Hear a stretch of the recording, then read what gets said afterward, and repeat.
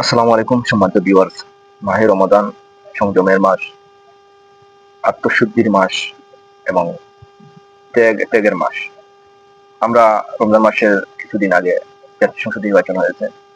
এরপরে দেশে যা হচ্ছে বা হতে চলেছে এটার জন্য মোটেই প্রস্তুত ছিলাম না। দেখছি কিছু বলার নাই, কমেন্ট করি, কমেন্টের উত্তর দিই। এই বিষয়টা হলো এর মধ্যে অনেক ঘটনা ঘটছে, যার মধ্যে অন্যতম হলো আন্তর্জাতিক বিচার ট্রাইব্যুনালের বিচারক তাজুল ইসলামকে অপসারণ, বাংলাদেশ ব্যাংকের এমডি কে অপসারণ, এরপরে বাংলাদেশ ব্যাংক থেকে আব্দুল আউয়াল পিন্টু বিএনপি নেতা তার ন্যাশনাল ব্যাংকে ১,০০০ কোটি টাকা তারল্য সংকটের জন্য বাংলাদেশ ব্যাংক দিয়েছে। ওই ঘটনার পরপরই বাংলাদেশ ব্যাংকের এমডিকে অপসারণ করার পরপরই এরপরে আমরা দেখেছি ভারতের নাগরিকদের যে হারে এই চাকরি দিয়ে ভারতকে খুশি করার যত ধরনের এই মাধ্যম আছে সবগুলো ব্যবহার শুরু করেছে বিএনপি তার দলের উচ্চ পর্যায়ের নেতাকর্মীরা।